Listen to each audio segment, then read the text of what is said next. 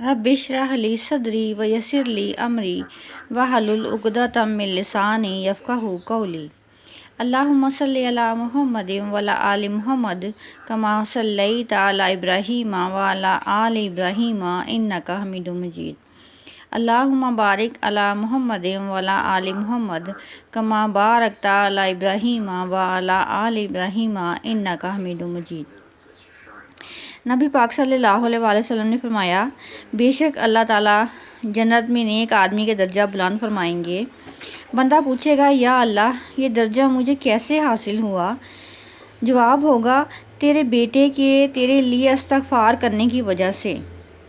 جانے والوں کو پیچھے چھوڑی ہوئی مال و متاع فائدہ نہیں دیتی، انہیں دعائیں فائدہ دیتی ہیں۔ عثمان بن عفان رضی اللہ تعالیٰ عنہ کہتے ہیں کہ نبی پاک صلی اللہ علیہ وآلہ وسلم جب میت کو دفن کر کے فارغ ہو جاتے تو قبر پر رکتے اور فرماتے کہ اپنے بھائی کے لیے دعا کرو، غائبانہ دعا قبول ہوتی ہے۔ ہماری آج کا سورت ہے سورت النساء۔ سورت النساء کو پڑھنے کے فوائد اور اس کے مضامین کو جانیں گے۔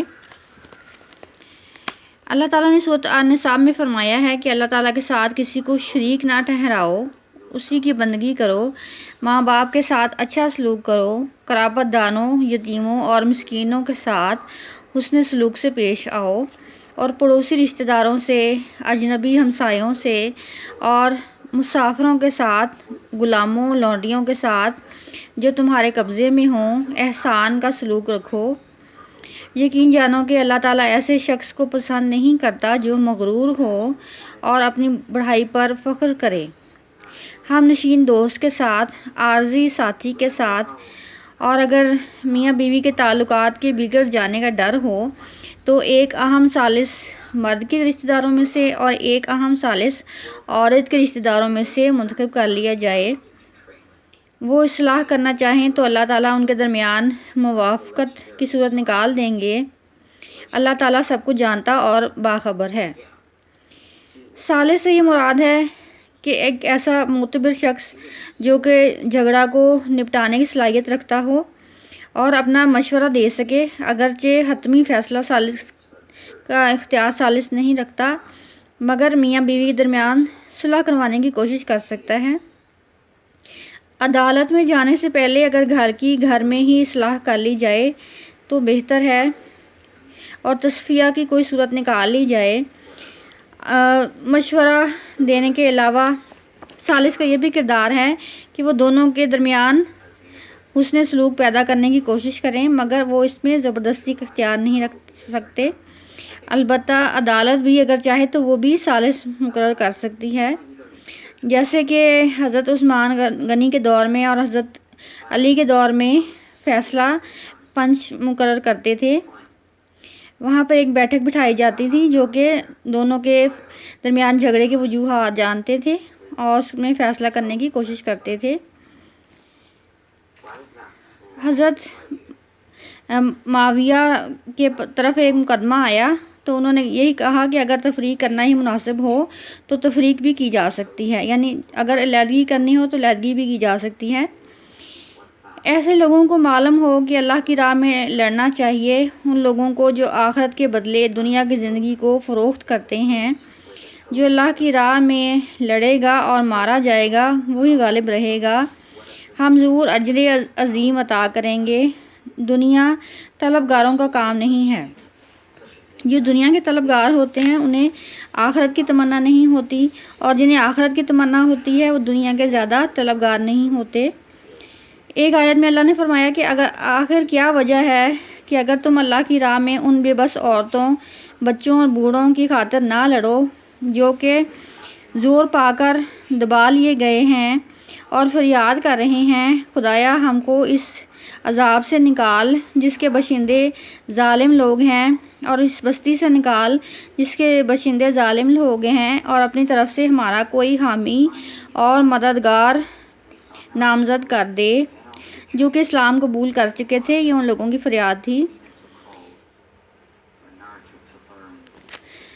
اے نبی، اگر اللہ کا فضل تم پر نہ ہوتا اور اس کی راہ تمہارے لیے اس کی مدد تمہارے لیے شامل حال نہ ہوتی تو ان میں سے ایک گروہ کو تم غلط فہمی میں مبتلا کرنے کا فیصلہ کر رکھے تھے، حالانکہ در حقیقت وہ اپنے علاوہ کسی کو غلط فہمی میں مبتلا نہیں کر رہے تھے اور تمہارا کوئی نقصان نہیں کر سکتے تھے۔ اللہ نے تم پر کتاب اور حکمت نازل کی ہے اور تم کو وہ کچھ بتایا ہے جو تمہیں معلوم نہ تھا، اور اس کا فضل تم پر بہت ہے۔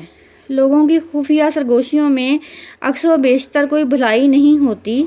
ہاں، اگر کوئی پوشیدہ طور پر صدقہ خیرات کر کے یا کوئی نیک کام کر کے اپنے لیے یا لوگوں کی اصلاح کے لیے کام کرے تو اس سے بھلی بات کیا ہو سکتی ہے۔ اور ایک آیت میں اللہ فرماتے ہیں، اور جو کوئی اللہ کی رضا جوئی کے لیے ایسا کرے گا اسے ہم بڑا اجر عطا فرمائیں گے۔ اگر کوئی شخص نبی پاک صلی اللہ علیہ وآلہ وسلم کی مخالفت پر کمر بستہ ہو اور اہل ایمان کی روش کے سوا کسی اور روش پر چلے تو ہم اس کو اسی طرف چلائیں گے جس طرف وہ خود پھر گیا، جہنم میں جائے قرار پائے گا، اور جو کہ بدترین ٹھکانہ ہے۔ اللہ تعالیٰ کے ہاں صرف شرک کی بخشش نہیں ہے، اس کے علاوہ وہ سب کچھ معاف کر سکتے ہیں۔ سورۃ النساء 4 نمبر کی سورت ہے۔ اس کے بہترین فوائد اس طرح سے حاصل کیے جا سکتے ہیں کہ اگر میاں بیوی میں ناراضگی ہو جائے تو دونوں میں سے جو راضی کرنا چاہے وہ روزانہ 7 بار اس سورت کو بلا ناقہ پڑھے، نقش لکھ کر دیوار پر لٹکا دیا جائے، وہ ہر مصیبت سے محفوظ رہے گا۔ اس سورت کی تلاوت سے گناہوں سے چھٹکارا بھی حاصل ہوتا ہے۔ اس خواتین کے حقوق و فرائض کے بارے میں اللہ تعالیٰ 175 آیت نمبر سورۃ النساء میں فرماتے ہیں، کمزور بوڑھے خواتین اپنی مدد آپ نہیں کر سکتے، اے اللہ اس بستی سے ہمیں نکال، اس بستی کے لوگ بڑے ظالم ہیں۔ پاک دامنی کے عنصر میں اگر خواتین یا مرد میں کمی پائی جاتی ہو تو سورۃ النساء کو پڑھ کر پانی پر دم کر کے پی لیا جائے تو اللہ تعالیٰ عفت اور پاک دامنی عطا فرمائیں گے انشاءاللہ۔ اگر کسی کو ڈپریشن ہو، انگزائٹی ہو تو 7 مرتبہ اس کو پڑھ کر آدھا کپ عرق گلاب پر دم کریں اور آدھے کپ کو 1 گلاس پانی میں ملا دیں، پھر اس کو پینے سے حشاش بشاش محسوس کریں گے۔ اگر بیوی مظلوم ہو، سسرال والے ظالم ہوں تو اس سورت کو ظہر کے بعد یا عشاء کے بعد 41 مرتبہ پڑھیں تو غیب سے مدد حاصل ہوگی۔ نیز یہ کہ اگر آزمائش اور تکلیف ہو تو بھی اس سورہ پاک کا پڑھنا فائدہ مند ہے۔ نیز یہ کہ اللہ تعالیٰ کی راہ میں لڑنے والوں کے لیے اس میں بہت اجر عظیم بتایا گیا ہے۔ وآخر دعوانا ان الحمدللہ رب العالمین۔